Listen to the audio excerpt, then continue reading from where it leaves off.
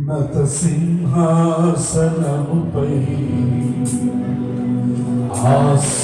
ఆసీనుడవైన నా దేవా,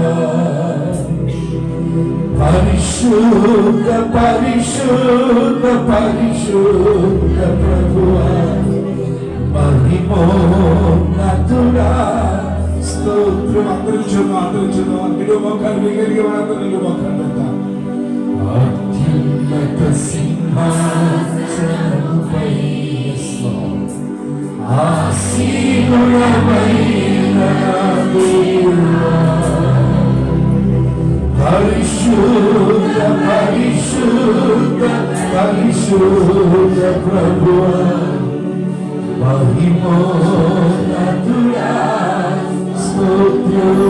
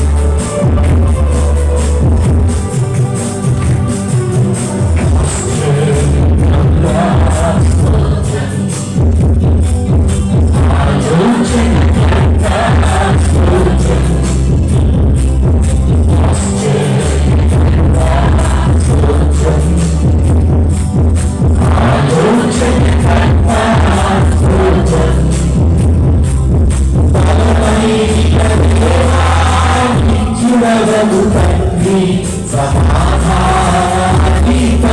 స్తోత్రం. ఓ బలమైన దేవా ప్రభు తండ్రి సమాధానాధిపతి స్తోత్రం.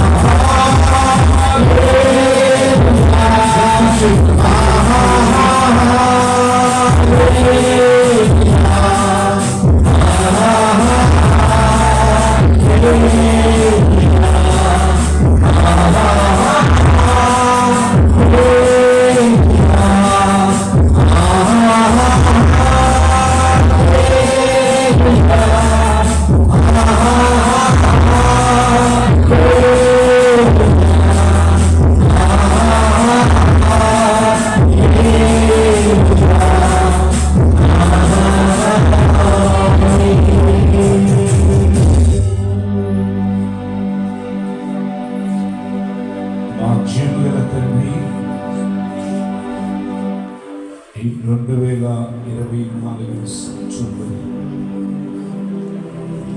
నూతన సంవత్సరపు ఆరాధనగా మేము కలిగి ఉండటానికి మొదటిసారిగా నీ పాద సన్నిధిలో సమకూడా నిన్ను స్తుతించాం, ఆరాధించాం, కొనియాడాం, కీర్తించాం, శ్లాఘించాం. ఈ సమయంలో సంఘ నిమిత్తమై ఈ 24వ సంవత్సరానికి నీవు ఇచ్చిన వాగ్దానాన్ని జ్ఞాపకం చేసుకోగలుగుతున్నాం. ఈ వాగ్దానం ద్వారా సంఘాన్ని బలపరచమని కోరుతూ ఉన్నాను.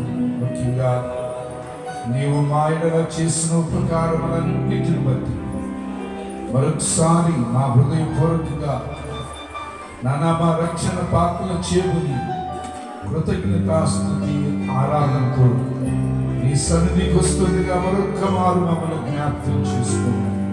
యేసు నామములో అడుగుచున్నాం తండ్రి.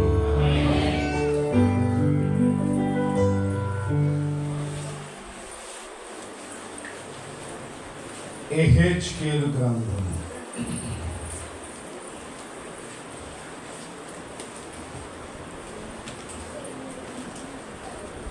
36వ అధ్యాయం.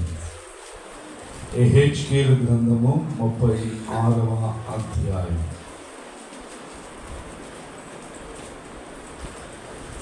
7వ వచనం నుండి 11వ వచనం వరకు ఉన్న భాగాన్ని చదువుకుందాం.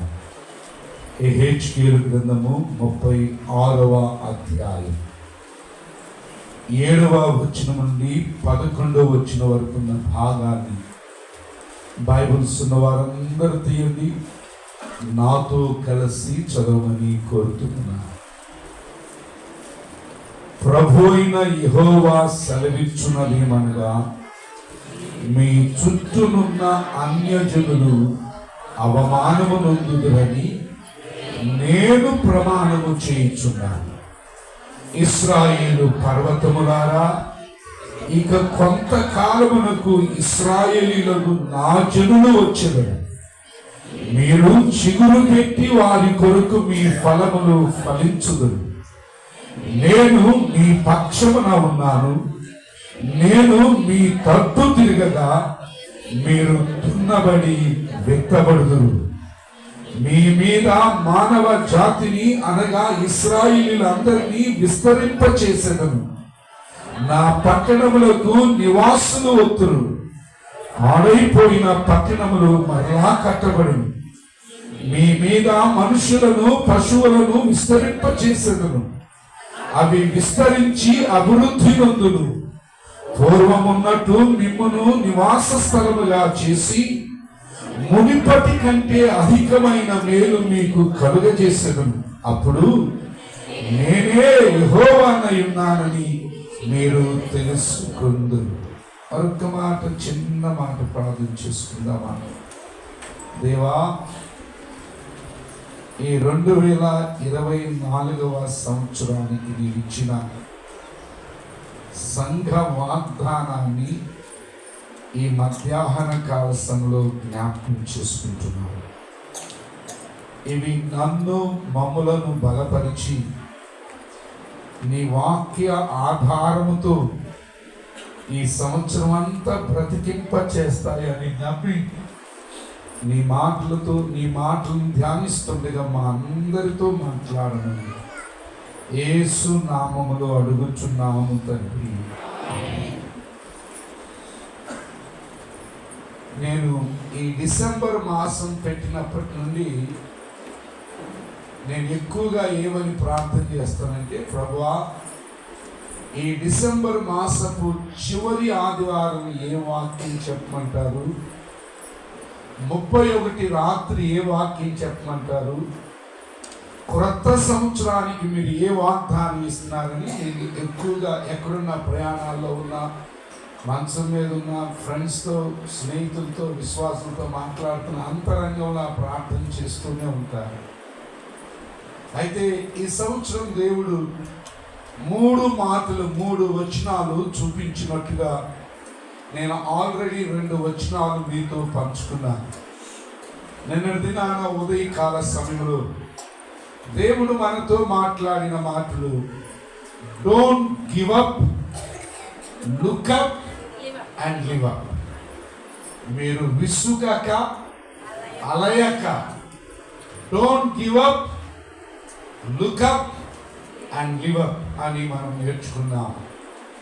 అలాగే గత రాత్రి ప్రభు మన ఎడల కోరుతుంది ఏంటంటే మనందరము కూడా ఫలించెడు కొమ్మగా ఉండాలన్నది. ప్రభువు మన నుండి he's expecting fruits from our spiritual lifes అనేది గత రాత్రి మనం నేర్చుకుని మన జీవితాన్ని పరీక్షించుకున్నాం. అయితే ఈ సమయంలో మూడవదిగా ఈ నూతన సంవత్సరానికి దేవుడిచ్చిన వాగ్దానం ఏంటయ్యా అంటే, మనం చదివిన లేఖన భాగాల్లో 9వ వచనాన్ని దేవుడు వాగ్దానపు మాటగా, వాక్యంగా దేవుడిచ్చాడు. 9వ వచనాన్ని మరొకసారి మనందరము చదువుకుందామా? నేను మీ పక్షమున ఉన్నాను, నేను మీ తట్టు తిరగగా మీరు దున్నబడి విత్తబడుదురు. ఈ ఉదయకాల సమయంలో ప్రియులారా, ఈ మాటలు మీ ముందు ఉంచడానికి ఇష్టపడుతూ ఉన్నాను. ఏమంటాడు ప్రభు ఈరోజు? What is our promise to this 2024 అంటే, నేను మీ పక్షమున ఉన్నాను, నేను మీ తట్టు తిరుగగా మీరు దున్నబడి విత్తబడుతున్నారు. నేను చాలా ప్రార్థన చేశాను, ప్రభువా ఏంటి వాక్య భావన ఏంటి, నాకు కొంత అర్థం కావట్లేదని ప్రార్థన చేసి ఎహెచ్కేల్ గ్రంథాన్ని అంతటిని చదివాను. ఎహెచ్కేల్ గ్రంథం అంతా చదివినప్పుడు దేవుడు దాని యొక్క అంతరార్థం ఏంటో, ఆత్మీయ భావం ఏంటో, వాట్ ఈస్ గాడ్స్ వర్డ్, 24వ సంవత్సరానికి దేవుని మాట సంఘాన్ని బలపరచడానికి, ధైర్యపరచడానికి, వాట్ ఈస్ హిస్ ప్లాన్ అన్నది నేను అర్థం చేసుకున్నా. ఈ 9వ వచనంలో 4 మాటలు కనబడుతున్నాయి, 4 మాటలు. అలాగే ఈరోజు నేను 4 మాటలు చెప్పలేను, ఒకటన్నా చెప్తాను. ప్రభు మనకిచ్చిన వాగ్దానంలో దేర్ ఆర్ 4 words. మొదటి మాట ఏమంటాడంటే, నేను మీ పక్షమున ఉన్నాను. ఇంగ్లీష్ బైబిల్లో చాలా బ్యూటిఫుల్ ఉంటుంది. I am for you, I am for you. ఆ మాట తెలుగు మాటకి ఆ మాటకి చాలా తేడా కనబడుతుంది. తెలుగులో ఏమన్నంటే నేను మీ పక్షమున ఉన్నానన్నాడు. ఇంగ్లీష్లో అంటే ఐ యామ్ ఫర్ యూ, నేనున్నదే నీ కొరకు, నేనున్నదే నీ కొరకు. బ్యూటిఫుల్ కదండి. రెండో మాట ఏమంటాడు, నేను మీ తట్టు తిరుగుతాను, నేను మీ తట్టు తిరుగుతాను. మూడో మాట అంటాడు, నేను మిమ్మల్ని దున్నుతాను, నేను మిమ్మల్ని దున్నుతాను. నాలుగో మాట అంటాడు, నేను మిమ్మల్ని విత్తుతాను, నేను మిమ్మల్ని విత్తుతాను. There are 4 words. అయితే ప్రియులారా, అన్ని మాటలు ఇప్పుడే ధ్యానం చేసుకోలేం, కానీ అట్లీస్ట్ ఫస్ట్ వర్డ్ నేను మీకు చెప్తాను. అసలు దీని చరిత్ర కొంచెం మీకు చెప్తాను ప్రియులారా. మనందరికీ తెలుసు, ఇశ్రాయేలీయులకి లేదా హెబ్రీయులకి, యూదులకు పితామహుడైన అబ్రహాముతో దేవుడు ఒక వాగ్దానం చేశాడు. ఏ వాగ్దానం? కానాను నీ సంతానానికి నేను స్వాస్థ్యంగా ఇస్తున్నానని చెప్పాడు. ఆ మాట తరువాత ఇస్సాకుతో కూడా చెప్పాడు. ఆ మాట తరువాత యాకోబుతో కూడా చెప్పాడు. కానీ యోసేపు కాలం ముగిసేసరికి ఇశ్రాయేలీయులు ఏమయ్యారంటే ఐగుప్తీయులకి బానిసలైపోయారు. ఎందుకంటే యోసేపు ఐగుప్తులోనికి వచ్చి ప్రధానమంత్రి అయిన తరువాత ఇశ్రాయేలీయులు చూపిన అవిధేయతను బట్టి, అవిశ్వాసాన్ని బట్టి వారు కరువు అనుభవించవలసిన పరిస్థితి వచ్చింది. ఆ కరువులో సమృద్ధిని కలిగి ఉండటానికి, ఆహారాన్ని కలిగి ఉండటానికి ఇశ్రాయేలీయులు ఎక్కడికి వచ్చారు? ఐగుప్తులోకి వచ్చారు. మొదటిసారి అయితే ఆహారాన్ని తీసుకుని వెళ్ళడానికి వచ్చారు, రెండవసారి ఆహారానికి తీసుకుని వెళ్ళడానికి వచ్చారు. కానీ అక్కడ ఉన్నది యోసేపు అని గుర్తుపట్టలేకపోయారు. యోసేపు ఇశ్రాయేలు యొక్క శ్రమను చూచి మీ తండ్రి బ్రతికున్నాడా అని కోరి ఇశ్రాయేలీలందరినీ ఎక్కడికి తీసుకొచ్చాడు? ఐగుప్తులోకి తీసుకొచ్చాడు పిల్లారా. ఇక ఆ ఇశ్రాయేలీల ఎవరి జీవనం ఎక్కడ ప్రారంభమైంది అంటే ఐగుప్తులో ప్రారంభమైంది.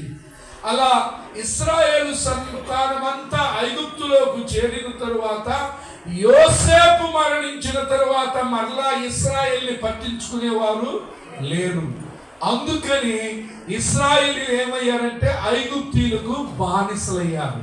మనందరికి తెలుసు 430 సంవత్సరాలు ఇశ్రాయేలు దేశంలో, ఐగుప్తు దేశంలో ఇశ్రాయేలు బానిసలుగా జీవించారు.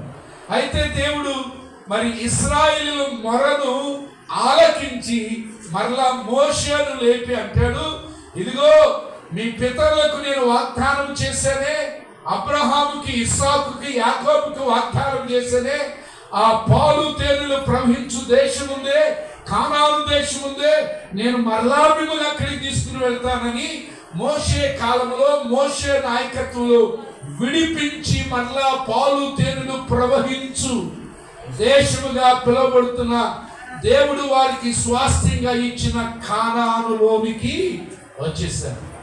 పాలు తేనెలు ప్రవహించు దేశము అని ఎందుకు పిలుస్తున్నారో తెలుసు కదా మీకు, చాలాసార్లు చెప్పాను. మళ్ళీ జ్ఞాపకం చేస్తాను కావాలంటే. ఆ దేశాన్ని పాలు తేనెలు ప్రవహించు దేశము అని ఎందుకు పిలుస్తారంటే, ఆ దేశంలో ఈ పాలిచ్చే ఈ పాడి ఉండేవి.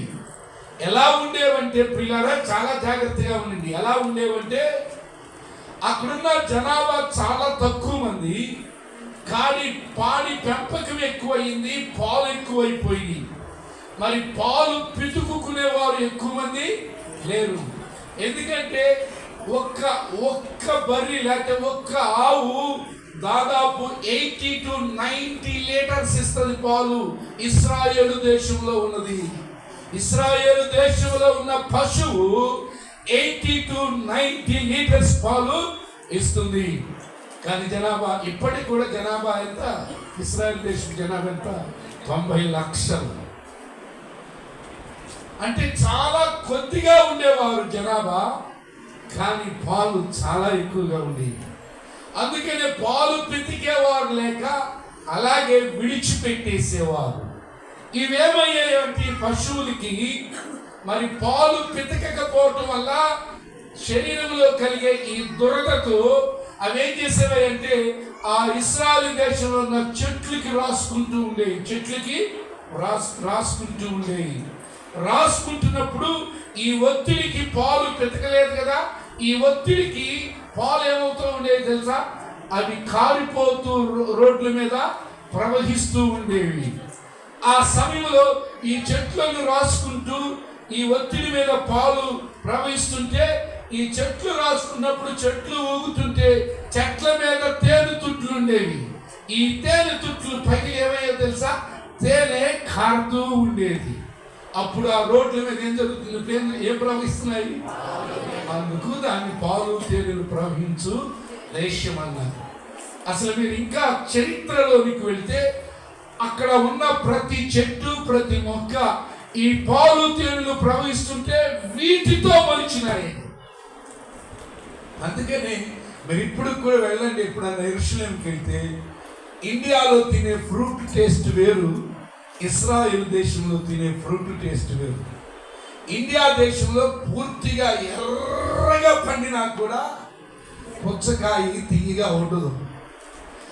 అదే ఇశ్రాయేల్ దేశంలోకి వెళ్ళి పండని పచ్చి పుచ్చకాయ కోసుకుని తిన్నా ఇశ్రాయేల్ దేశంలో మధురంగా ఉంటుంది. నేను దాన్ని పరీక్షించి చూశాను. నేను కోసి పరీక్షించి తిని చూసి మీకు చెప్తున్నాను. అంటే దేవుడు అంత దీవెనకరమైన దేశాన్ని వాగ్దానం చేశాడు. జాగ్రత్తగా వినండి. అయితే ప్రియులారా, క్రమంగా దినాలు గడుస్తున్నప్పుడు, సంవత్సరాలు గడుస్తున్నప్పుడు మరలా ఇశ్రాయేలు ఏమైనా తెలుసా? అవిధేయులయ్యారు, అవిశ్వాసులయ్యారు. అప్పుడు దేవుడు ఇశ్రాయేలుని చెదరగొట్టేశాడు. ఇశ్రాయేలుని చెదరగొట్టాడు. ఎలాగైతే బాబేలు దగ్గర దేవుడు లేకుండా తమ్ముడు తాము గొప్ప చేసుకోవడానికి ఏమండి ప్రయత్నించినప్పుడు అక్కడ చెదరగొట్టేశాడు కదా, మళ్ళా ఇశ్రాయేలు చెదరగొడితే వారు ఆయా దేశాలకు వెళ్ళిపోయారు, ఏమండి చెదిరిపోయారు. ఉత్తర రాజ్యంగా విడిపోయింది, దక్షిణ రాజ్యంగా విడిపోయింది. ఉత్తర రాజ్యం అష్షూరీల బానిసత్వానికి వెళ్ళిపోయారు, దక్షిణ రాజ్యం బబులోను బానిసత్వానికి వెళ్ళిపోయింది. అయితే ప్రియులారా, ఇలా వెళ్ళిపోయిన తర్వాత ఏం జరిగిందంటే, ఈ పాలు తేనెలు ప్రవహించు దేశమైన దేవుని వాగ్దాన భూమిని అన్యజనులు పాడు చేశారు. అన్యజనులు పాడు చేశారు. జాగ్రత్తగా అన్యజనులు పాడు చేశారు. అందుకని యెహెజ్కేలు గ్రంథంలో 2 స్పెషల్ చాప్టర్స్ ఉంటాయి. ఒకటి యెహెజ్కేలు గ్రంథం 6వ అధ్యాయం, 2 యెహెజ్కేలు గ్రంథం 36వ అధ్యాయం. ఈ 2 స్పెషల్ చాప్టర్స్, ఈ 2 స్పెషాలిటీ ఏంటో తెలుసా, ప్రత్యేకత ఏంటో తెలుసా? 6వ అధ్యాయం దేవుని మాటను అతిక్రమించి చెదిరిపోయి ఇశ్రాయేలు వెళ్ళిపోతే అన్యజనుల చేత ఆక్రమించబడిన ఆ దేశాన్ని నిర్వీర్యం చేసేసారు, పాడు చేసేసారు. అందుకని అన్యజనుల చేత తొక్కబడి పాడైపోయిన ఆ ఇశ్రాయేలు దేశాన్ని గురించి ప్రవచిస్తూ శాపాన్ని ప్రవచిస్తాడు 6వ అధ్యాయంలో, యెహెజ్కేలు గ్రంథం 6వ అధ్యాయంలో. ఏమండి, కావాలంటే మాట చదువుదామా? 6వ అధ్యాయానికి యెహెజ్కేలు గ్రంథం 6వ అధ్యాయానికి వస్తే మీకు కనబడుతుంది ప్రియులారా. చూడండి, మరి 3వ వచనం చదవండి. ఇశ్రాయేలు పర్వతములారా, ప్రభువైన యెహోవా మాట ఆలకించుడి. పర్వతములతోను కొండలతోను వాగులతోను లోయలతోను ప్రభువైన యెహోవా ఇలాగు సెలవిచ్చుచున్నాడు, ఇదిగో నేను నిజముగా మీ మీదికి ఖడ్గమును రప్పించి మీ ఉన్నత స్థలములను, 6వ అధ్యాయం, ఆ దేశాన్ని గురించి, ఆ కొండలను గురించి, ఆ లోయలను గురించి, ఆ వాగుల గురించి, ఆ ప్రాంతాల గురించి, ఆ పర్వతాల గురించి 6వ అధ్యాయం శాపభరితమైన ప్రవచనం కనబడుతుంది. అయితే 36వ అధ్యాయంలోకి వచ్చేసరికి దేవుడు వాగ్దానముతో కూడిన ప్రవచనాన్ని ఇస్తున్నారు. అది ప్రత్యేకత ఈ 2 అధ్యాయాలు. ఏమండి, వాగ్దానముతో కూడిన ప్రవచనం చెప్తున్నారు. మరి దేవుడు ఈరోజు ఈ యెహెజ్కేలు గ్రంథం 36వ అధ్యాయంలో యెరూషలేముతో మాట్లాడినట్లు, యెరూషలేములో ఉన్న పర్వతాలతో మాట్లాడినట్లు, యెరూషలేములో ఉన్న లోయలతో మాట్లాడినట్లు, యెరూషలేములో ఉన్న వాగులతో మాట్లాడినట్లు, యెరూషలేము క్షేమాన్ని గురించి చెదిరిపోయిన ఇశ్రాయేలుతో మాట్లాడినట్లు, వారి బానిసత్తులో వారు నలిగిపోతున్న స్థితిని చూచాడు, వారి బానిసత్తులో వారు విసిగిపోతున్న స్థితిని చూచాడు, వారి బానిసత్తులో వారు అనుభవిస్తున్న శ్రమను చూచాడు, వారి బానిసత్తులో వారు అనుభవిస్తున్న వేదన చూచాడు, వారి బానిసత్తులో వారు అనుభవిస్తున్న కష్టాన్ని చూచాడు. అందుకు 36వ అధ్యాయంలో వాగ్దానముతో కూడిన ప్రవచనం చెప్తున్నాడు. ఏమనో తెలుసా? ఇప్పుడు రండి 36వ అధ్యాయంలోకి. నేను ఈ సంవత్సరం దేవుడు మనకిచ్చిన వాగ్దానం ఏంటో స్పష్టంగా చెప్తాను పిల్లరా. మీరు 8వ వచనం చదివితే, ఇశ్రాయేలు పర్వతములారా, ఇక కొంతకాలమునకు ఇశ్రాయేలుకు నా జనులు వచ్చెదరు, మీరు చిగురు పెట్టి వారి కొరకు. అర్థమైందండి? ఇది వాగ్దానముతో కూడిన ప్రవచనాన్ని తెలియచేస్తున్నారు. మరి ఈరోజు ఈ వాగ్దానం 2024వ సంవత్సరంలో దేవుడు బేతేలు సంఘానికి ఇస్తారు. 4 మాటలు చెప్తున్నారు. ఆ వాగ్దానాలు చాలా ప్రత్యేక వాగ్దానాలు ఉంటాయి. మీరు ఇంటికి వెళ్ళి 36వ అధ్యాయం అంతా చదవండి. బట్ దేవుడు నాకు చూపిన 9వ వచనాన్ని గురించి నేను మీకు చెప్తాను. ఏమంటున్నాడు? నేను, అర్థమైందండి, నేను నీ పక్షమున ఉన్నాను. నెంబర్ 1. రెండోది ఏమంటున్నాడు? నేను నీ తట్టు తిరుగుతాను. మూడోది ఏమంటున్నాడు? నేను మిమ్మల్ని దున్నుతాను. నాలుగోది ఏమంటున్నాడు? నేను మిమ్మల్ని విత్తుతాను. ఈ వచనంలో చాలా ప్రత్యేకంగా కనబడిన మాట ఏంటంటే, ఈ 7 నుంచి 11 వచనాల వరకు మీరు చదివితే కనబడిన పలుమార్లు మాట ఏంటో తెలుసా? నేను. ఇంగ్లీష్లో అయితే ఐ విల్ అని కనబడుతుంది. నేను నేను నేను మీ పక్షాన. అందుకని చూడండి, నేను చూపిస్తాను. అక్కడ చూడండి, 7వ వచనం నేను ప్రమాణము చేయుచున్నాను. 9వ వచనం నేను మీ పక్షములో ఉన్నాను, నేను మీ తట్టు తిరుగుచున్నాను. ఇంకొంచెం క్రిందికి వెళ్దామా? 11వ వచనం నేను యెహోవానై ఉన్నానని మీరు తెలుసుకుందురు. 12వ వచనం నేను మీలో సంచారము చేయించదు.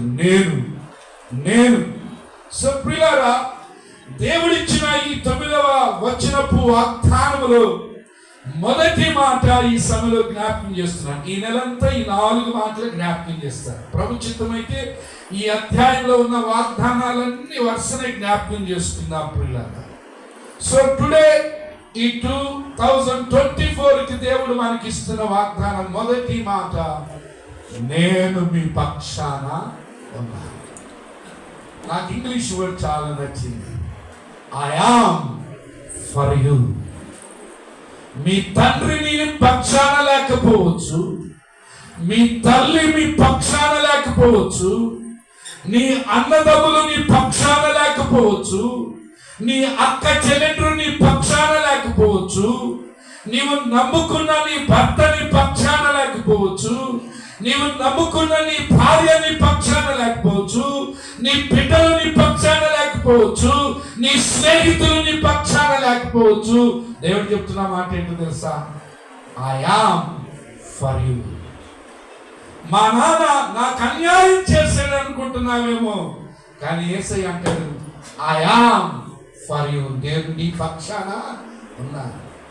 నా అన్నదమ్ములు నాకు అన్యాయం చేశాడు అనుకుంటున్నారేమో, ప్రభు అంటున్నాడు నేను నీ పక్షాన. ఎందుకు చెప్తున్నంటే పిల్లారా, శపించబడినప్పుడు ఉన్న పరిస్థితి ఏంటి చెప్పేదా? శపింపబడిన అంటే 6వ అధ్యాయంలో శపించబడినప్పుడు ఏమండి దేవుడు చెప్పిన మాట ఏంటో చూద్దామా? చూడండి, నేను 3 వచనాలు చూపిస్తాను. 5వ అధ్యాయం 8వ వచనం చూడండి. 5వ అధ్యాయం 8వ వచనం చదవండి నానా. నేను అర్థమవుతుందా? Before the promise. అర్థమవుతుందా? ఏమండి, వాగ్దానముతో కూడిన ప్రవచనం చెప్పక ముందు ఆయన చెప్పిన మాట ఏంటి? చాలా క్లియర్ గా చెప్తున్నాడు, నేను నీకు అంటే నేను నీ పక్షాన. బట్ టుడే 24వ సంవత్సరంలో నేను నీకు వాగ్దానం చేస్తున్నాను తెలుసా? నేను నీ పక్షాన ఉన్నాను. కొన్నిసార్లు ప్రభు బిడ్డలుగా మనం ఎక్కడ డిసప్పాయింట్ అవుతామంటే అధికారుల దగ్గర డిసప్పాయింట్ అవుతాం. ఎంఆర్ఓ ఆఫీస్కి వెళ్ళినప్పుడు, ఏమంటే రకరకాల ఆఫీసులకి వెళ్ళినప్పుడు, ఎందుకంటే వాళ్ళకి లంచాలు ఇయింది, వాళ్ళు రికమెండేషన్లు ఇయింది, వాళ్ళు పనులు చేయాలి. అప్పుడు ఏమైపోయింది తెలుసా? ఏంట్రా దేవుడు కూడా ప్రార్థన. ఎందుకంటే వెళ్ళేటప్పుడు మన అలవాటు ఏంటి? ప్రార్థన చేసుకుంటాం, ప్రభు అధికారులు మనసును కదిలించి రోజు పని జరిగించు ప్రభు అని ప్రార్థన చేసుకున్నారు. ఆడికైతే ఏమైంది? ఏమని? కానీ ప్రభు అన్నాడు, అధికారులు నీ పక్షాన ఉండకపోవచ్చు, కానీ అప్పుడు విరోధిని ఇప్పుడు నేను వాగ్దానం చేస్తున్నాను. ఏమని?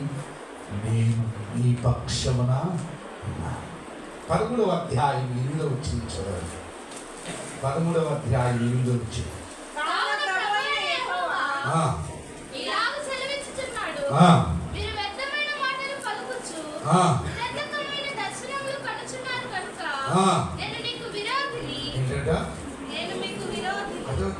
అంటే బిఫోర్ ద ప్రామిస్ ఆయన వాగ్దానం ఇవ్వక ముందు ఆయన అంటాడు నేను మీకు విరోధిని.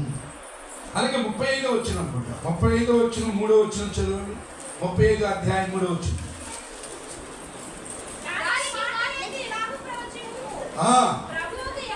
ప్రభువు యెహోవా సెలవిచ్చినదేమనగా, సేయీరు పర్వతమా, ఏంటంట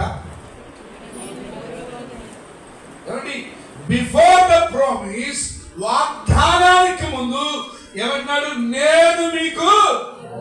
బట్ ఇప్పుడు వాగ్దానంకి వచ్చేసరికి, వాగ్దానంతో కూడిన ప్రవచనంకి వచ్చేసరికి అక్కడ ఏమంటున్నాడు తెలుసా? నేను మీ పక్షమున. హల్లెలూయా. ఈరోజు మనం ఈ సంవత్సరం భయపడాల్సిన అవసరం లేదు. ఎందుకు తెలుసా? తెలుగు ఇంగ్లీష్లో చాలా బాగుంది. I am for you. నేను పరలోకుండి భూలోకాన్ని దిగొచ్చింది ఎందుకు అనుకుంటున్నారు? మీ కొరకే.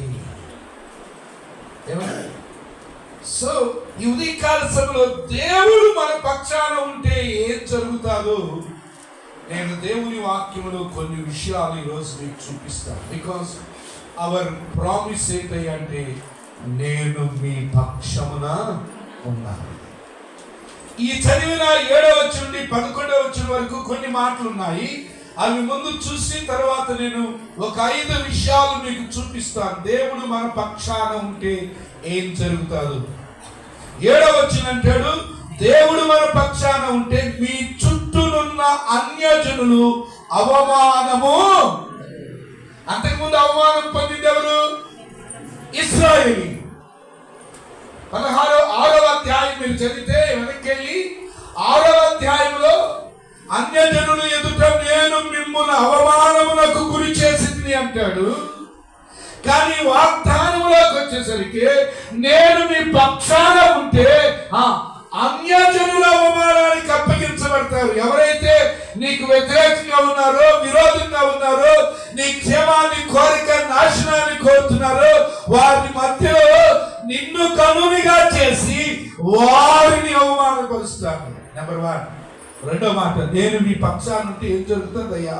8వ వచనం అంటాడు, మీరు చిగురు పెట్టి వారి కొరకు మీ ఫలములు. ఇప్పటి వరకు ఫలించలా, చెదిరిపోయారు, ఎండిపోయారు, సంతోషం లేదు, సమాధానం లేదు, సొంత దేశం లేదు, స్థిరమైన ఇల్లు లేదు, చెదిరిపోయిన దేశాల్లో గౌరవించేవారు లేరు. కానీ ఇప్పుడు ఏమంటున్నారు తెలుసా? నేను మీ పక్షాన ఉంటే మీరు చిగురు పెట్టి ఫలిస్తారు. హల్లెలూయా. ఇంకొకటి 2 మాటలు చూపించి తర్వాత నేను అసలు 5 వర్డ్స్ చూపిస్తాను. ఇంకేమంటాడు తెలుసా?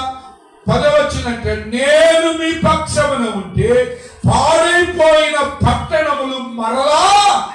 హల్లెలూయా. పాడైపోయిన జీవితాలు ఏం చేస్తారంటే ఆయన మరలా.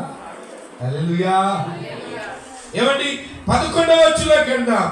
నేను మీ పక్షాన ఉంటే ఏం జరుగుతుంది అంటే మునుపటి కంటే అధికమైన మేలు మీకు కలుగా చేసేదను. మీకు అర్థమవుతుందా? ప్రతిరోజు నేను ప్రత్యేకంగా దేవుడు మన పక్షాన ఉంటే ఏం జరుగుతుందో ఒక 5 రిఫరెన్స్, అంటే ఈ అధ్యాయంలో ఇశ్రాయేలుతో చెప్పిన మాటలు మీకు చెప్పాను. నేను మీ పక్షాన ఉంటే అన్యజనుల అవమానానికి అప్పగించబడతారు. నేను మీ పక్షాన ఉంటే మీరు చిగురు పెట్టి ఫలిస్తారు. నేను మీ పక్షాన ఉంటే పాడైపోయిన వాటిని మరలా నేను కడతాను. నేను మీ పక్షాన ఉంటే మునుపటి కంటే అధికమైన ఆశీర్వాదం మీరు. ఇంకో మాట కూడా, ఆ మాట 3 టైమ్స్ వాడాడు. ఏమంటాడు తెలుసా? నేను మీ పక్షాన ఉంటే 12వ వచనం అంటాడు, వారిని పుత్రహీనులుగా చేయక. మళ్ళా అంటాడు 14వ వచనంలో, ఇక నీ జనులను పుత్రహీనులుగా చేయవు.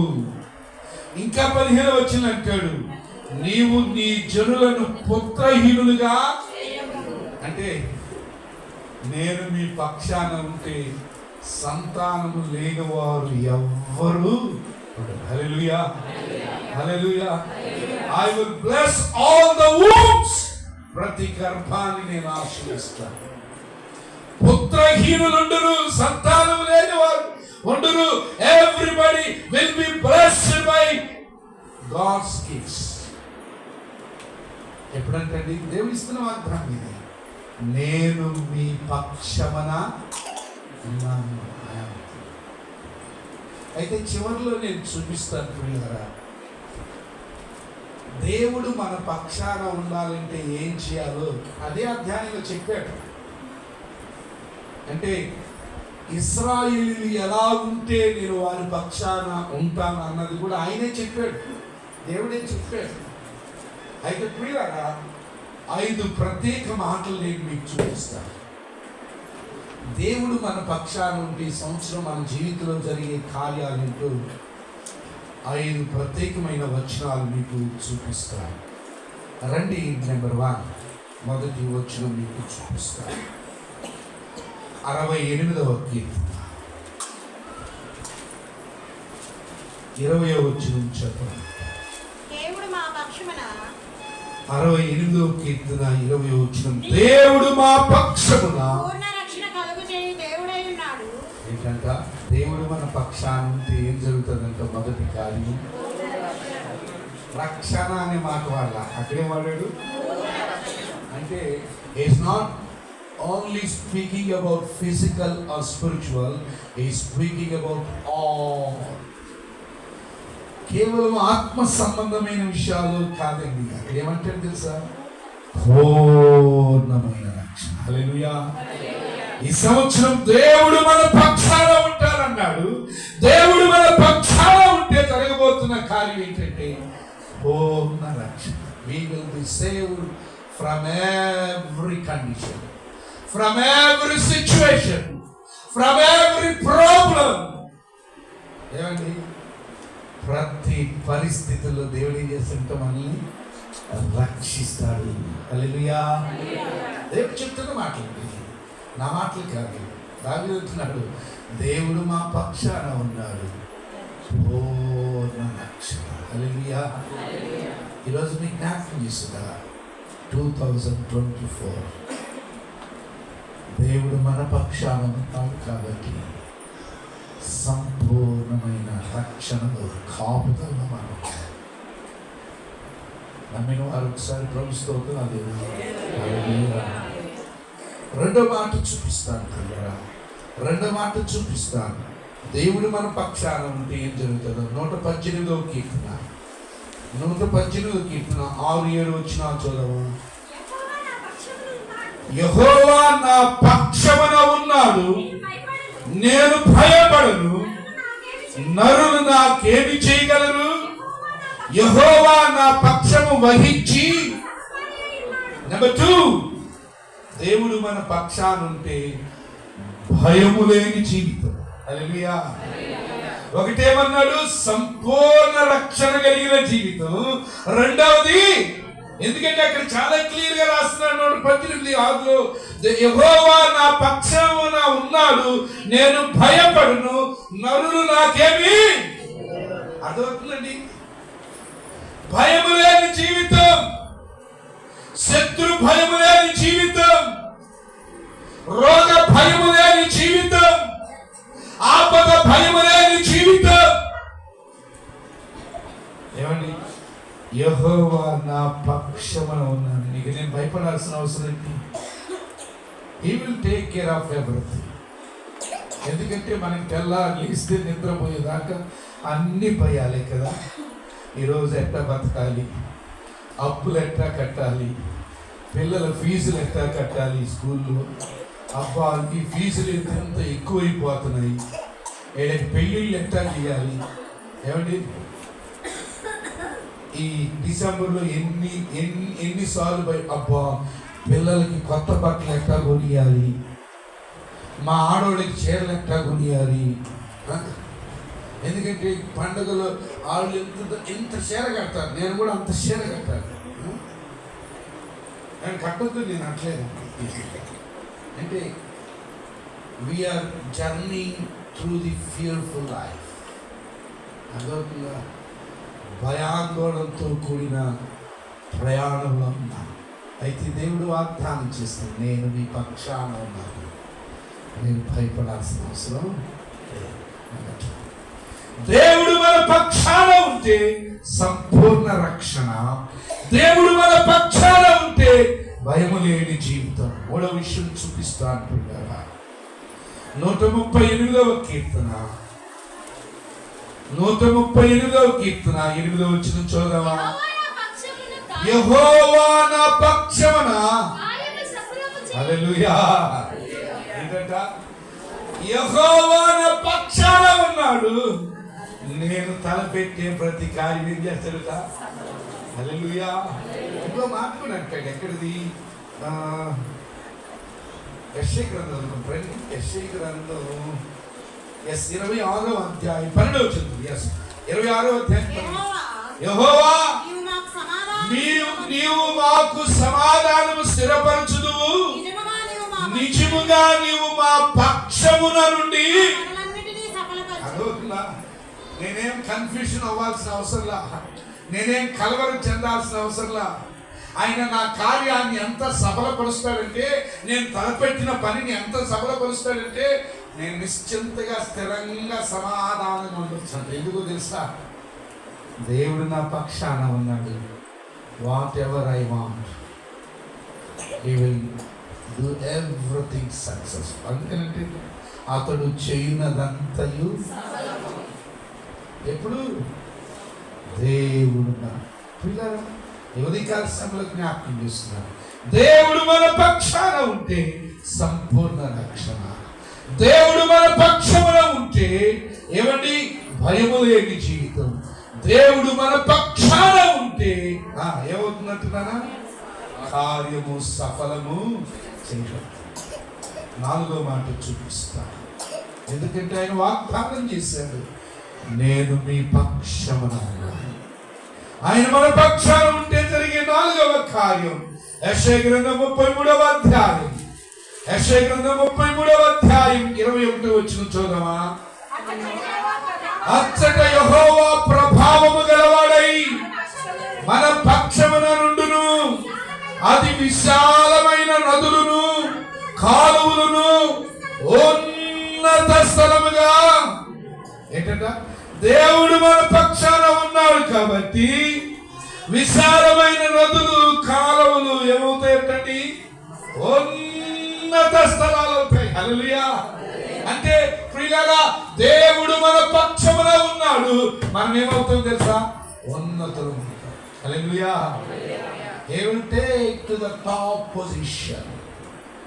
ఏమండి మనందరికి తెలుసు కదా, ఆయన మనల్ని తోకగా ఉంచుతాడో తలగా ఉంచుతాడు, కింది వారిగా ఉంచుతాడో పై వారిగా ఉంచుతాడు. అదే అంటున్నాడు ఇక్కడ. ఆయన మన పక్షమున ఉండగా విశాల నదులు కాలువలు కూడా ఏమవుతాయంట? ఉన్నత స్థలములుగా చేయబడింది. ఏమండి చాలా మంది ఈరోజు ప్రయాసపడుతున్నాం కదా ఉన్నతం అవ్వాలని. ఎస్, దేవుడు వాగ్దానం చేస్తున్నాడు, నేను మీ పక్షాన ఉన్నాను. దేవుడు మన పక్షాన ఉంటే, రాత్రి బ్రదర్స్ మేమందరం కొంతమంది ఇంటి దగ్గరికి వస్తే కూర్చుని మాట్లాడుకుంటున్నాం. అప్పుడు అనిల్ కూడా వచ్చాడు, మన సంధ్యా భర్త. సార్, నేను ఎగ్జామ్ రాస్తున్నాను సార్, ఈ నాయుడుపేటకి నేను కమిషనర్గా రావాలి, ఈ నాయుడుపేటకి నేను కమిషనర్గా రావాలి. నేను అన్నాను, దట్స్ ఎ సింపుల్ థింగ్, ప్రార్థన చేద్దాం, దేవుడు తప్పగా సఫలపరుస్తాడు. ఎందుకంటే నేను మీ పక్షమున ఉన్నాను. ఏమంటే విశాల నదులు కాలువలు ఏమవుతాయంట? ఉన్నత స్థలాలుగా మార్చుకుంటాయి. హల్లెలూయా. నా ప్రార్థన, దేవుడు ఏమండి మన బేతేలులో ఉన్న ప్రతి పురుషుని పక్షాన ఉన్నాడు. అందుకే నేను అంటాను, అందరికి ప్రమోషన్ వచ్చేస్తాయి ఈ సంవత్సరం. హల్లెలూయా. రావాలవుతా. అయితే కండిషన్స్ చెప్తాను మళ్ళా. ఏమండి చివరి మాటలోకి వెళ్దాం. నెంబర్ 1, దేవుడు మన పక్షాన ఉంటే ఏం జరుగుతుంది? దేవుడు మన పక్షాన ఉంటే ఏం జరుగుతుంది? భయము లేని జీవితం. దేవుడు మన పక్షాన ఉంటే ఏం జరుగుతుంది?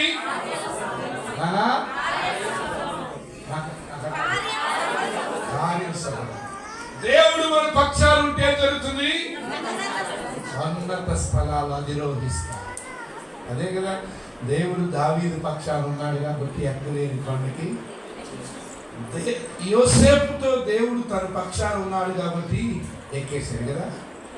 5వ మాట చూపిస్తాడు, దేవుడు మన పక్షాన ఉంటే ఏం జరుగుతుందో. రోమిలికి రాసిన పత్రిక 8వ అధ్యాయం 26 వచ్చాడు. అటువలే ఆత్మయు మన బలహీనతను చూచి సహాయము చేయుచున్నాడు. ఏలయనగా మనం యుక్తముగా ఎలాగూ ప్రార్థన చేయవల్లో మనకు తెలియదు గాని ఉచ్చరింప శక్యము గాని మూలుగులతో ఆ ఆత్మ తానే మన పక్షమున. హల్లెలూయా. అంటే నేను ఈ మాట మీకు అర్థం అవ్వలేదు. ఎఫెసీ పత్రికలో మాట ఉంటుంది, మనం అడగక ముందే ఊహించక ముందే, అడుగు వాటి కంటేను ఊహించు వాటి కంటేను మనం అడగకముందే ఆయన ముందు మన పక్షాన్ని ప్రార్థన చేస్తారు. మన బలహీనతలని మనకు సహాయం చేయటానికి ఉచ్చరింప శక్యము కాని మూలుగులతో తానే మన పక్షమున ఏం చేస్తాడట? విజ్ఞాపన చేస్తాడు. ఇప్పుడు ఏసై పరలోకంలో చేస్తున్న పనే కదా. తండ్రి కుడిపార్శ్వాన ఉండి మన పక్షాన్ని ఏం చేస్తాడు? నేను ఇలా ఆలోచించాను, ఏసయ్యే నా పక్షాన విజ్ఞాపన చేస్తుంది, ఇక నాకు దొరకందంటే ఏమైనా ఉంటుందా? ఏమండి ఇప్పుడు జాగ్రత్తగా, జగన్ గారు కొడుకు దగ్గరికి వెళ్ళి మీ నాన్నకి నాకు వచ్చి ఒక మాట చెప్పురాను. జగన్ గారు కొడుకుకి నా కూర్చో మాట వాళ్ళ నాన్నగారికి చెప్తా, నాన్న కాదంటాడా? ఎవరినన్నా కాదని వచ్చాము కానీ కొడుకుని కూతురు కాదని కదా. ఇంకా సింపుల్ ఎగ్జాంపుల్ చెప్తాను. ఇప్పుడు స్టీవెన్ వచ్చి అంకుల్ నాకు టీ షర్ట్ కొనించిన అంకుల్ అన్నాడు అనుకో, కొంత నేను అనుమానిస్తానేమో కానీ తప్పించుకోవడానికి నా దగ్గర ఇప్పుడు డబ్బు లేవు, ఇంకోసారి కొనిస్తాను అంటానేమో. కానీ అదే ఖుషి వచ్చి డాడీ నాకు ఒక టీ షర్ట్ కావాలంటే అదే మాట చెప్పగలనా నేను? చెప్పండి. మన పక్షాన ఆయన ఏం చేస్తారట? నా అవసరతలు అక్కరతలన్నీ, బేతేల్లో ఉన్న ప్రతి కుటుంబంలో ఉన్న ప్రతి బిడ్డ అవసరతలు అక్కరతలని తీర్చబట్టానికి మన పక్షమున ఉన్న మన ప్రభు తండ్రిని ఏం చేస్తాడంట? విజ్ఞాపన చేస్తాడు. హల్లెలూయా. ఎందుకంటే హీ నోస్ అవర్ వీక్నెసెస్. మన బలహీనతలు ఆయనకి తెలుసు. మన బలహీనతలు ఆయన మనకు సహాయం చేయటానికి ఉచ్చరింప శక్యము కాని ములుగులతో మన కొరకు మన పక్షాన ఉండి ఏం చేస్తారంటే ఆయన విజ్ఞాపన చేస్తారు. హల్లెలూయా.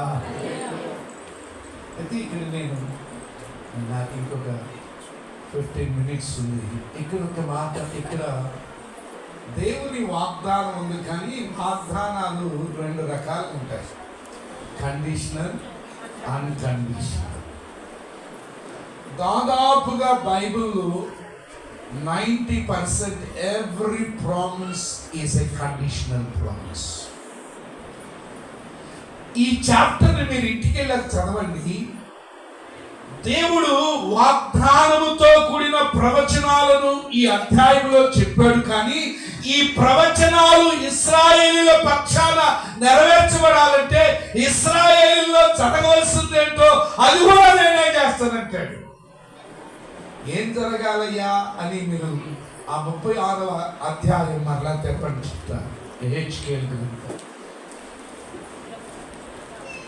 36వ అధ్యాయానికి రండి, మరలా అక్కడ చూద్దాం.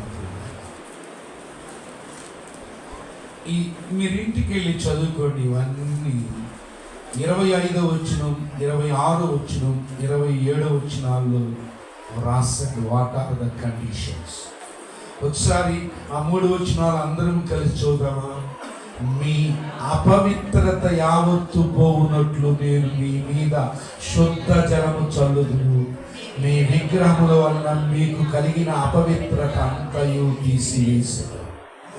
నూతన హృదయము మీకు ఇచ్చెదను, నూతన స్వభావం మీ కలుగు చేసేదను. రాతి గుండె మీలో నుండి తీసివేసి మాంసపు గుండె మీకు ఇచ్చెదను.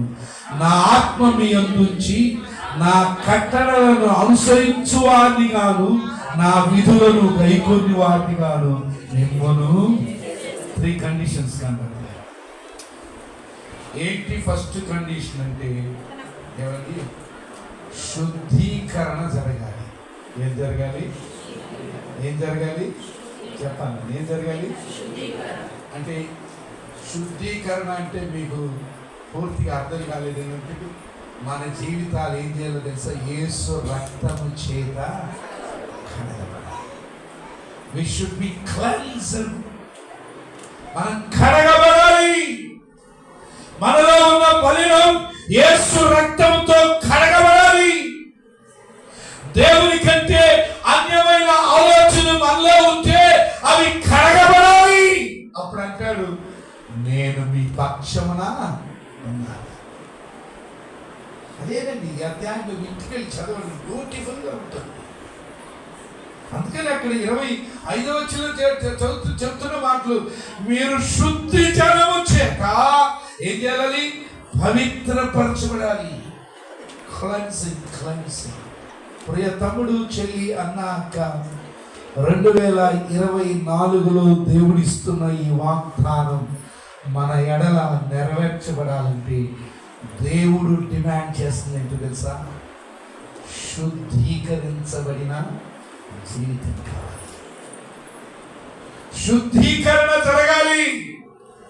ఈ మధ్యాహ్నం దేవుని సన్నిధిలో చేరిన అన్న, అక్క, తమ్ముడు, చెల్లి, నీ అంతరంగములో దేవునికి వ్యతిరేకమైనవి ఏమున్నాయో, నీ అంతరంగములో అవిశ్వాసమైనవి ఏమున్నాయో, నీ అంతరంగములో అపవిత్రమైన ఆలోచనలు, తలంపులు ఏమై ఉన్నాయో, నీ అంతరంగములో వాక్యమునకు వ్యతిరేకంగా ఏ ప్రవర్తన ఉందో దాన్ని ఏం చేయాలట?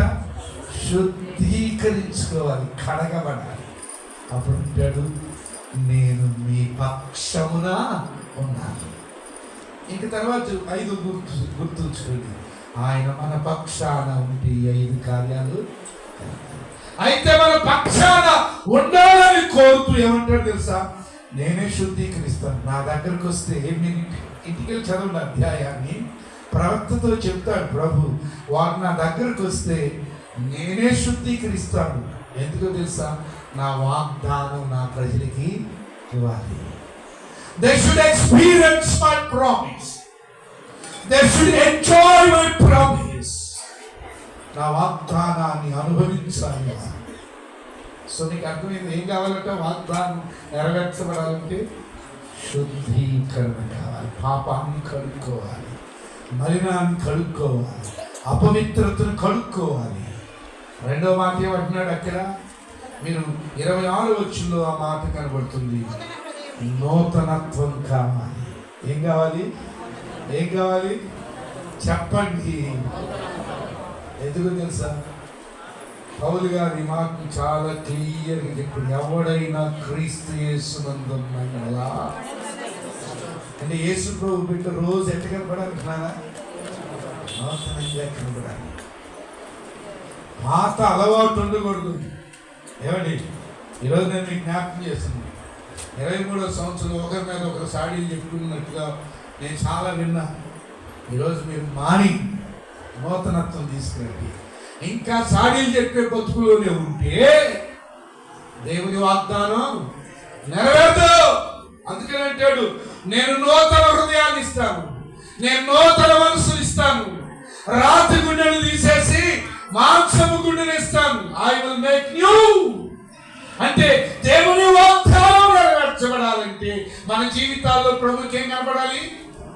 నూతనత్వం కనబడాలి. ఒరే, 23వ సంవత్సరంలో ఉన్నట్లేడే రాజేష్, ఏదో మారిందే, సంథింగ్ న్యూవే. సో నేను రాజేష్ పక్షాన్ని వెళ్ళి నిలబడాలి. I should stand for him in any situation, in any problem, in any condition, ఏ స్థితిలోనైనా నేను రాజేష్ పక్షాన నిలబడాలి. ఎప్పుడు ఎప్పుడు ఎప్పుడు నేను చెప్తున్న మాటలు కాదు, వాక్యం చెప్తుంది కదా. 26 వచ్చిన చాలా క్లియర్గా చెప్తున్నాడు. నూతన హృదయం మీకు ఇచ్చాను, నూతన స్వభావం మీకు ఇచ్చాను, రాతి గుండి తీసేస్తాను, మాంసం గుండి మీకు ఇస్తాను. అంటే అదేంటి?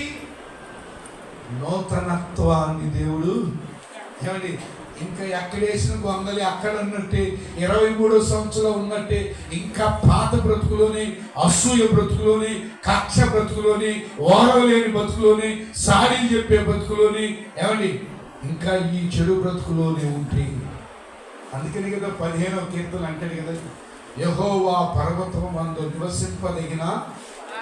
చదవండి ఆ 15వ కీర్తన. యెహోవా గుడారములో అతిథిగా ఉండదగిన వాడెవడు? ఆయన పరిశుద్ధ పర్వతం మీద నివసింపదగిన వాడెవడు? ఏంటంటున్నానా? నూతనత్వం రావాలి, నూతనత్వం రావాలి, న్యూనెస్ రావాలండి. 3వ మాట అంటాడు, 27 వచ్చిన అంటాడు, ఏమంటాడు తెలుసా? ఆయన కట్టడలకు ఏం కావాలట? విధేయత చూపాలి. వాక్యానికి విధేయత చూపించాలి. వాక్యం వింట గొప్ప కాదు, విన్న వాక్యానికి ఏం చేయాలట? విధేయత చూపించాలి. వాక్యం వింటానికి వస్తున్నావు, వాక్యానికి ఎంతవరకు లోబడుతున్నావు? నేను ఇది మాట చెప్పుకుంటే, బిఫోర్ యు క్వశ్చన్ గాడ్, ప్రభు నాకేం చేయలేదని ప్రభును ప్రశ్నించే ముందు, ప్రభు నిన్ను చేయమందు నువ్వు చేసావా? ఏమండి అదే అంటున్నాడు అక్కడ, చాలా క్లియర్గా అంటున్నాడు. ఏమంటాడు చూడండి అక్కడ 27, నా ఆత్మ మీ అందుంచి నా కట్టడలను అనుసరించిన వారిని గాను, నా విధులను కైకొనిన వారిని గాను మిమ్మును. ఆ మాటలన్నీ కలిపి సింగిల్ వర్డ్ చూపించాను, విధేయత రావాలి, చూపాలనుకుంటాను. ఇక్కడే మనిషి ఫెయిల్యూర్ అయింది. మనిషి ఫెయిల్యూర్ అయింది ఎక్కడంటే ఏమండి, విధేయత చూపించే దగ్గరే మనిషి ఫెయిల్యూర్ అయ్యింది. ఈ ఫెయిల్ ఆది కాలం నుండి వస్తున్నది ఏంటంటే, విధేయత దగ్గరే ఫెయిల్యూర్ అవుతున్నారండి. మీకు అర్థమవుతానికి నేను ఒక ఎగ్జాంపుల్ చెప్తాను. ఎంతమంది బయలుదేరారు ఐగుప్తులో నుండి కానానికి? 6 లక్షల కాల్బలం. అంటే జనాభా కాదు, జనాభా.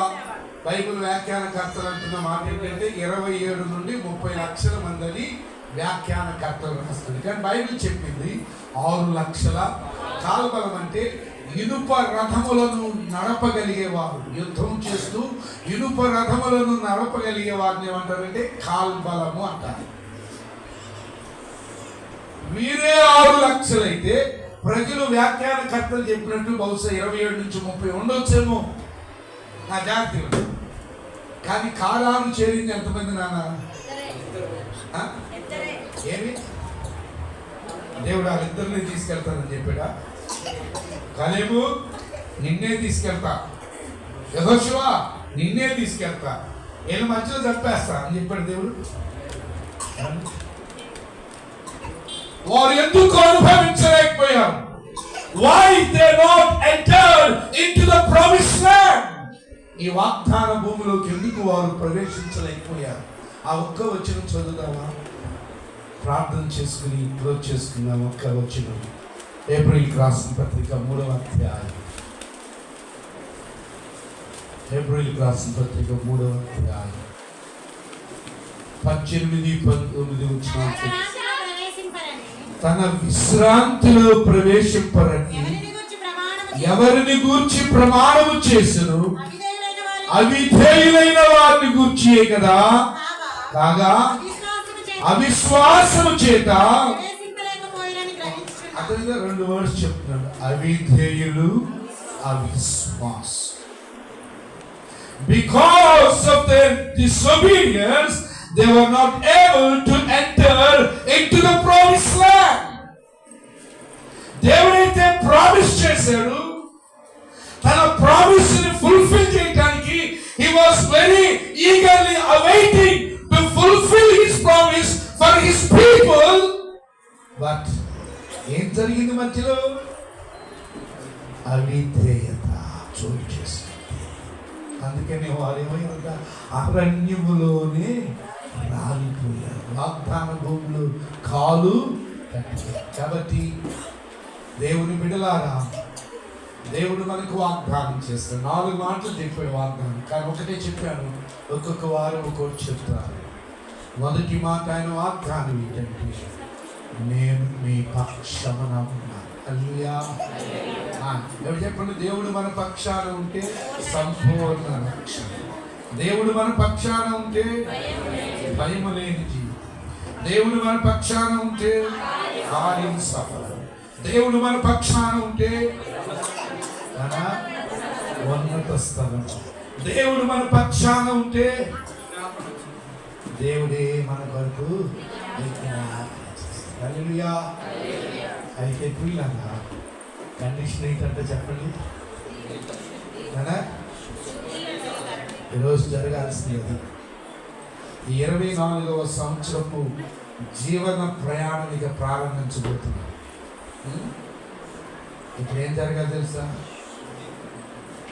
నీ ప్రయాణంలోనికి, నీ ప్లాన్లోకి నువ్వు అడుగుపెట్టే ముందు you should wash out, you should cleanse out the old life, the old things. అంత కడుక్కోవాలి. రెండోది ఏం కావాలట? Yes, God needs newness. నిజమే కదండి ఈ మాట. ఇప్పుడు ఈరోజు చేపల కూర వండావు, మళ్ళా రేపు అదే పాత్రలో ఇంకో కూర వండాలంటే, ఇంకో నింపబడాలంటే ఏం చేయబడాలి? అది శుద్ధీకరించబడాలా లేదా? మళ్ళా అది నూతన పరచబడాలి. అది నూతన పరచబడింది, దాన్ని మళ్ళా వాడుకోవటానికి వీలు. అందుకనే పిల్లరా, కొత్తదనం కావాలి, న్యూ హార్ట్ కావాలి. ప్రభు He wants to fill His promises in your new heart, not old heart. ఏమండి? పాతవి గతించిపోతే అప్పుడు నూతన తీరు. మూడోది ఏం కావాలట? ఏమండి? నా టైం లేక చెప్పాల. బుద్ధి నూతనం అవ్వాలి, మనస్సు నూతనం అవ్వాలి, స్వభావం నూతనం అవ్వాలి, హృదయం నూతనం అవ్వాలి, ఆలోచన నూతనం అవ్వాలి. మూడోది ఏం కావాలన్నా? మీరు విధేయత లేదు కాబట్టి ఆ మాట గట్టిగా చెప్పలేకపోతుంది కదా. ఏం కావాలి? విధేయత కావాలి. దేవుని వాక్యం వినటం కాదు. ఏం కావాలట? అందరూ ఏంటంటే దాన్ని వెళ్తున్న వాళ్ళు కూడా నా అరుపులకి 1 నిమిషం నిలబడి ఏందిరా ఇలా అరుస్తున్నాడు అని ఆ నిలబడి ఇనేళ్ళే వాళ్ళు కూడా బోల్డ్ మంది ఉంటారు. కానీ ఏం కావాలి? ఏం కావాలి? మరి విధేయత చూపగలుగుతున్నావా దేవుని మాటలకు? మోకరించడానికి ఒక నిమిషం పరీక్షించుకుందాం. Let's all examine. Let's all test our life. ఆయన నమ్మదగిన వారు, మాట ఇచ్చి మాట తప్పేవారు కాదు. ఆయన వాగ్దానములను నిశ్చయముగా నెరవేర్చేవారు. ఆయన ఈరోజు నీకు వాగ్దానం చేశాడు, నేను నీ పక్షాన ఉంటానని.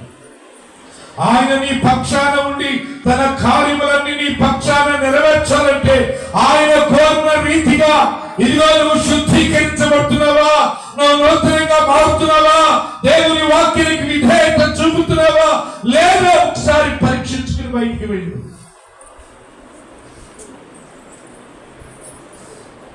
ప్రార్థన చేసుకుని పిల్లల ప్రార్థన చేసుకుని. Thank you Jesus.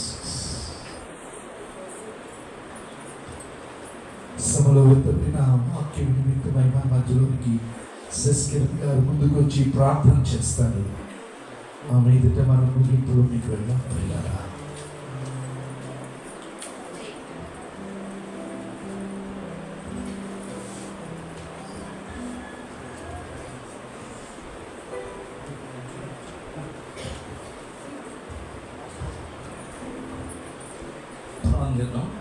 పరిశుద్ధుడా, ప్రేమగల తండ్రి, ఈ నామాన్ని వందనాలు చూస్తున్నాం. ప్రభా, యొక్క 24వ సంవత్సరంలో మీరు మాకు గుర్తు చేసిన వాక్యాన్ని బట్టి మీకు ఎంతో వందనాలు చెల్లిస్తున్నాను ప్రభా. నేను ఈ వాగ్దానం మా జీవితంలో నెరవేరాలంటే ప్రభా మీరు మాకు ఇచ్చిన షరతుల కోసం ప్రభా, కండిషన్స్ కోసం ప్రార్థన చేస్తాను ప్రభా. మాలో నేను శుద్ధీకరణ జరగాలని ప్రభా మీరు తెలియజేశారు. మమ్మల్ని మేము పరిశుద్ధపరచుకోవడానికి సహాయం చేయండి ప్రభా. మీరు మమ్మల్ని పరిశుద్ధపరిచారు, మరలా చెప్తున్నమాట మిమ్మల్ని మీరు పరిశుద్ధపరచుకోండి అని చెప్పారు ప్రభా. శాంటిఫికేషన్ మా జీవితంలో జరగడానికి సహాయం చేయండి. మమ్మల్ని మేము శాంటిఫై చేసుకోవడానికి సహాయం చేయండి. ప్రతిరోజు దేవా నేను మీ వాక్యంతో మమ్మల్ని మేము కడుక్కోవడానికి, మీ వాక్యంతో మమ్మల్ని మేము సరి చేసుకోవడానికి, మీ వాక్యం చెప్పినట్లు ప్రభా మేము అడుగులు వేయడానికి సహాయం చేయండి ప్రభా. శుద్ధీకరణ మా జీవితాల్లో జరిగించమని ప్రార్థన చేస్తున్నాము. దేవా జ్ఞాపకం చేసుకోండి, దేవా కృపను చూపించండి ప్రభా. మీకు విధేయత చూపించే బిడ్డలకు మేము ఉండడానికి సహాయం చేయండి ప్రభా. నూతనత్వాన్ని కోరుతున్నారు ప్రభా. మీ మనస్సు మారి నూతనమైనట్లు రూపాంతరం పొందడని చెప్తున్నారు ప్రభా. రెన్యువల్ కావడానికి సహాయం చేయండి ప్రభా.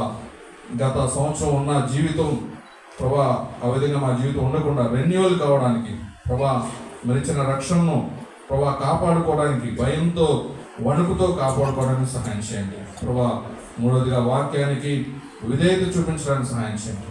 నిజంగా నేను ఇశ్రాయేలీలు కొన్ని లక్షల మంది ప్రభా బయలుదేరి ఆయన చివరికి 2 మాత్రమే వాగ్దాన దేశంలో, కానాను దేశంలో అడుగుపెట్టారు ప్రభా. మా జీవితంలో మీరిచ్చే ఆశీర్వాదాలు, మీరిచ్చే దీవెనలు, మీరు మమ్మల్ని ఉన్నత స్థితిలోకి తీసుకురావాలని మీకున్న ప్రణాళికలు ప్రభా మేము ఎవరు మిస్ చేసుకోకుండా సహాయం చేయండి. మా విధేయత వలన, మా అక్రమం వలన, మా పాపం వలన ప్రభా, మా గర్వం వలన ప్రభా మీరు ఇచ్చే ఆశీర్వాదాలని ప్రభా కాలుదనుకోకుండా ప్రభా అయినా వాటిని సొంతం చేసుకున్నట్లు సహాయం చేయండి ప్రభా. నూతన జీవితాన్ని ఎంతమంది అయితే ఇంకా మీకు రక్షణకు దూరంగా ఉన్నారు ప్రభా, వాళ్ళు రక్షణలోకి రావడానికి, రక్షించబడిన మీ బిడ్డలు ప్రభా పరిశుద్ధతలో ఇంకా ఎదగడానికి సహాయం చేయండి. వాక్యంలో ఎదగడానికి సహాయం చేయండి. ప్రార్థన ఎదగడానికి సహాయం చేయండి ప్రభా. పరిశుద్ధతలో అయినా అన్ని విషయాల్లో ప్రభా మీరు కోరుకున్న స్టాండర్డ్స్లోకి ప్రభా మా జీవితాలు అయినా అప్లిఫ్ట్ అవ్వడానికి సహాయం చేయమని ప్రార్థన చేస్తున్నాం.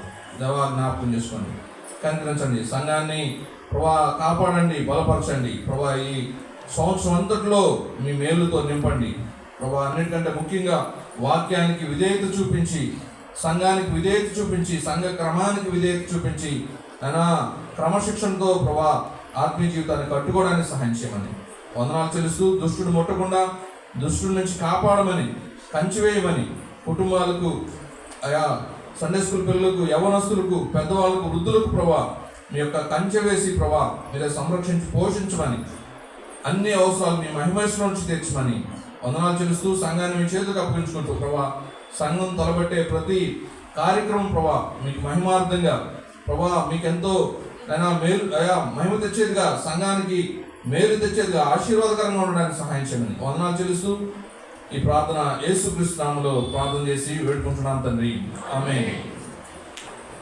చేసి అందరూ లేచి నిలబడగా